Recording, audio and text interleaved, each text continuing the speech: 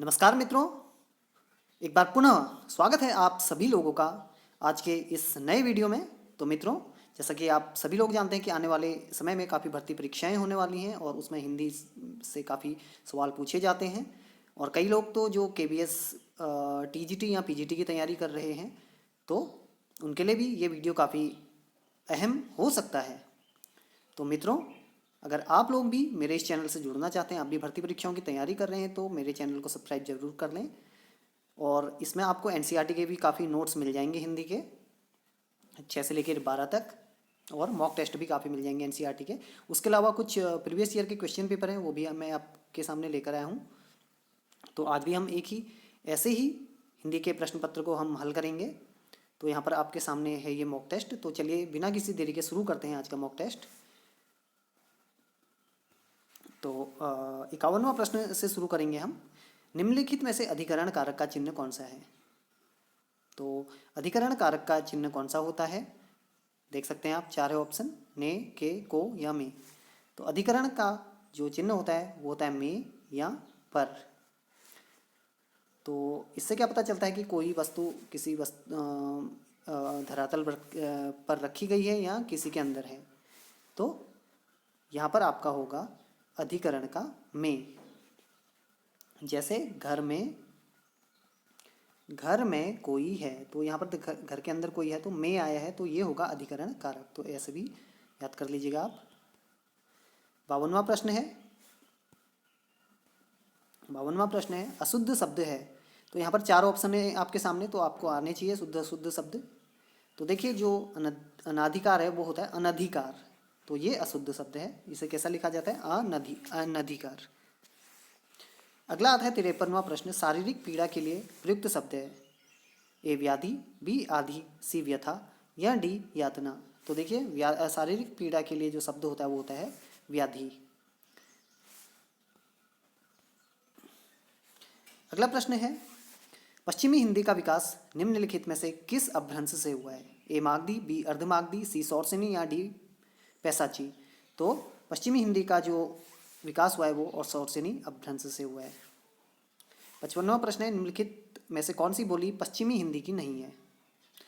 ए खड़ी बोली, बी छत्तीसगढ़ी, सी हरियाणवी या डी बुंदेली। तो अगर आपने पढ़ा हो बोलियों के बारे में, जो 5 उपभाषाएं और 18 बोलियां होती है, तो देखिए जो छत्तीसगढ़ी है वो पूर्वी हिंदी की बोली है। किसकी है? पूर्वी हिंदी की। पूर्वी हिंदी की बोलियां कौन कौन सी होती हैं? ए, बी, सी। एक ट्रिक है, अवधी, बघेली और छत्तीसगढ़ी। तो अवधी, बघेली और छत्तीसगढ़ी ये कहाँ की है? पूर्वी हिंदी की। तो पश्चिमी हिंदी की ये नहीं है, तो हमारा ऑप्शन भी ये सही हो जाएगा। अगला प्रश्न है निम्नलिखित में से तत्सम शब्द छांटिए। तत्सम, तो संस्कृत के ऐसे शब्द जिनका हिंदी में प्रयोग बिना किसी उसमें बदलाव किया जाता है, जैसे उनका रूप होता है वैसे ही उनका प्रयोग किया जाता है। तो यहाँ पर हमें तत्सम शब्द छांटना है। तो जो सर्प है वो तत्सम शब्द है। सर्प से क्या बना है? तद्भव सांप। सूरज, सूर्य तत्सम शब्द से बना है, सूरज ये तद्भव है। पत्थर पाषाण से बना है, तो ये भी तद्भव शब्द है। कान कर्ण से बना है, लेकिन जो सर्प है वो क्या है? तत्सम। संस्कृत में भी सर्प ही लिखा जाता है। अगला सवाल काफ़ी सरल है। सप्त ऋषि का संधि विच्छेद होगा, तो आपको पता ही होगा, सप्त धन ऋषि। तो ये हो जाएगा। यहाँ पर देखिए ये गलत दिए हुए हैं बाकी ऑप्शन, हमारा डी सही हो जाएगा। अ वर्ग का उच्चारण स्थान है। ए कंठ, बी तालु, सी मूर्धा या डी दंत। तो अ वर्ग का उच्चारण स्थान है कंठ। अगला प्रश्न, निम्नांकित में से शुद्ध वाक्य चुनिए। हमारी बहन विदुषी है, गीता सबसे श्रेष्ठतम ग्रंथ है, वह लोग आ गए हैं, वह हंसी से टाल गया। तो देखिए यहाँ पर हमने क्या चुनना है? शुद्ध वाक्य चुनना है। तो शुद्ध अशुद्ध भी आपको आने चाहिए। तो देखिए यहाँ पर सबसे पहले तो बात करते हैं शुद्ध वाक्य की। तो पहला ही ऑप्शन सही है, हमारी बहन विदुषी है, तो महिला के लिए आता है विदुषी, और वहीं पुरुष के लिए क्या आता है? विद्वान आता है। तो ये बिल्कुल शुद्ध वाक्य है। और देखिए बाकी में क्या गलतियां हैं, जैसे गीता सबसे श्रेष्ठतम ग्रंथ है, तो श्रेष्ठतम तो वैसे ही है। देखिए जब तुलना की जाती है, अगर बहुत सारी चीज़ों में किसी को एक को अगर सबसे बड़ा सबसे ऊंचा बनाया जाता है, तो वहाँ पर जो है विशेषण का आता है तम। तो इसके साथ देखिए सबसे जोड़ना गलत है, क्योंकि अगर श्रेष्ठतम है तो वो वैसे ही सबसे क्या हो गया, सबसे श्रेष्ठ हो गया है। तो तम का अर्थ होता है सबसे श्रेष्ठ। एक आता है तर। तर में दो वस्तुओं, व्यक्तियों, स्थानों आदि की तुलना की जाती है, तब आता है श्रेष्ठतर। जैसे मान लिया अगर हम कहें कोई व्यक्ति है मोहन, वो सोहन से श्रेष्ठतर है, तो हम देखिए दो की तुलना में क्या लगाते हैं, तर। और जब बहुत सारे लोगों, स्थानों आदि से तुलना की जाती है तो वहाँ पर जो आता है तम आता है। तो यहाँ पर सबसे, इसमें गलती क्या है, सबसे लगाया गया है। सी है वह लोग आ गए हैं, तो वह की जगह होगा वे लोग आ गए हैं। डी है वह हंसी से टाल गया, तो हंसी में टाल गया होगा, ये से की जगह में आ जाएगा। बाकी सभी गलत हैं। 60वां प्रश्न, प्रिय प्रवास किस कवि की प्रसिद्ध कृति है? प्रिय प्रवास, तो ये किसकी है? ए श्याम नारायण पांडे, बी बालकृष्ण शर्मा नवीन, सी अयोध्या सिंह उपाध्याय हरिऔध, या डी पंडित माखनलाल चतुर्वेदी। तो ये है अयोध्या सिंह उपाध्याय हरिऔध जी की। 61वां प्रश्न है, घी शब्द का तत्सम रूप है? तो घी का तत्सम रूप यानी कि संस्कृत रूप क्या है? घृत। अगला प्रश्न है 62वां, विशेषज्ञ का अर्थ है विषय की व्याख्या करने वाला, विषय को विशेष रूप से जानने वाला, विषय को आत्मसात करने वाला, या विषय का शौक रखने वाला। तो विशेषज्ञ का जो असली अर्थ होता है वो है विषय को विशेष रूप से जानने वाला। 63वां प्रश्न है, अनेक शब्द है, ए एक वचन, बी बहुवचन, सी द्विवचन, या डी इनमें से कोई नहीं। तो जो अनेक शब्द है वो है बहुवचन। 64वां प्रश्न, सज्जन शब्द का विलोम है?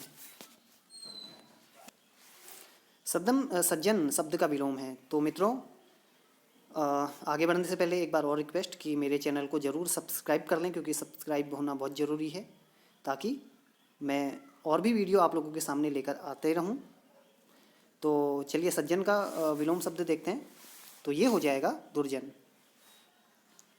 65वां प्रश्न, पौ 12 होना है? तो पौ 12 होना, इसका अर्थ होता है मुहावरा। अर्थ नहीं इसका, यानी ये क्या है, एक मुहावरा है। पौ 12 होना का अर्थ क्या होता है? अत्यधिक लाभ होना। अगला प्रश्न है, निम्नलिखित में से कौन सा शब्द अनिश्चित संख्यावाची है? अनिश्चित संख्यावाची जिसमें संख्या की कोई निश्चित संख्या नहीं होती। ए 50, बी तिगुना, सी आधा, या डी दसियों। तो देखिए बाकी में संख्या का पता चल रहा है, 3 गुना, 50 और 10 ये पता चल रहा है, लेकिन आधा में क्या है, ये क्या है, अनिश्चित संख्यावाची। इसमें संख्या का नहीं है बल्कि आधा है। 67वां प्रश्न, इस विराम चिन्ह का क्या नाम है? तो ये विराम चिन्ह जैसे ऊपर से एक पॉइंट दिख रहा और नीचे से अल्प विराम, तो इसको क्या कहा जाता है? यह होता है अर्ध विराम। तो सी सही हो जाएगा हमारा। 68वां प्रश्न, निम्न शब्दों में से किसमें उपसर्ग और प्रत्यय दोनों जुड़े हैं? ए भारतीय, बी भूखा, सी मित्रता, या डी उपकारक। तो देखिए जो उपकारक है उसमें उपसर्ग और प्रत्यय दोनों जुड़े हैं। तो उपसर्ग और प्रत्यय क्या होते हैं? ये शब्दांश होते हैं दोनों। उपसर्ग शुरू में जुड़ता है और जो प्रत्यय है वो अंत में। 69वां प्रश्न है, आलोचना करने वाला वाक्यांश के लिए एक शब्द है। तो आलोचना कौन करता है? आलोचक। 70वां प्रश्न, बिनु पद चले सुने बिनु काना। तो इसमें कौन सा अलंकार है? अगर आपने अलंकार पढ़े होंगे, ए विभावना, बी विशेषोक्ति, सी विरोधाभास, या डी अतिशयोक्ति। तो ये जो पंक्ति है इसमें है विभावना। 71वां प्रश्न है, निम्नलिखित में से गुणवाचक विशेषण छांटिए। तो गुणवाचक विशेषण, ए थोड़ा, बी 4 गुना, सी कुरूप, या डी प्रत्येक। तो देखिए जो गुणवाचक होता है उसमें क्या होता है? उसमें रूप रंग का भी होता है गुणवाचक में। तो यहाँ पर क्या है? कुरूप। ये क्या है? गुणवाचक विशेषण। तो फ्रेंड्स चाय भी पी लेते हैं बीच बीच में, जाड़ों के दिन है, चाय पीनी भी जरूरी है। चलिए शुरू करते हैं आगे। सत्याग्रह का संधि विच्छेद होगा, क्या होगा? आपके सामने चारों ऑप्शन हैं, तो इसका जो सही संधि विच्छेद होगा वो होगा सत्य धन आग्रह।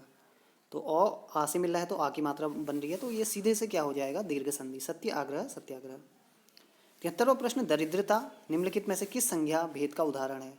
तो दरिद्रता, तो जो संज्ञा है कौन सी संज्ञा है? तो देखिए दरिद्रता किससे बना है? दरिद्र से बना है। तो दरिद्र से बना है दरिद्रता, तो एक भाव हो गया, तो ये है भाववाचक संज्ञा। कहते हैं इसका आंसर आप ही देंगे।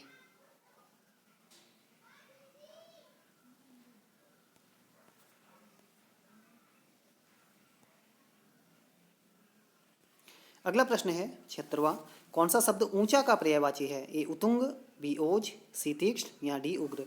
तो देखिए, अगर आपने कामायनी पढ़ी हो, जयशंकर प्रसाद जी का महान जो महाकाव्य है, तो उसमें भी एक जगह पंक्ति आई है। तो देखिए आप यहाँ पर ये कामायनी की एक पंक्ति है जयशंकर प्रसाद के महाकाव्य की। हिम गिरी के उतुंग शिखर पर बैठ शिला की शीतल छां, एक पुरुष भीगे नैनों से देख रहा प्रलय प्रवाह। काफ़ी प्रसिद्ध ये महाकाव्य है, तो उसी की पंक्ति है। तो यहाँ पर देखिए, उतुंग शिखर पर, उतुंग मतलब होता है ऊंचे शिखर पर, तो उतुंग का अर्थ क्या होता है? ऊंचा, हाई।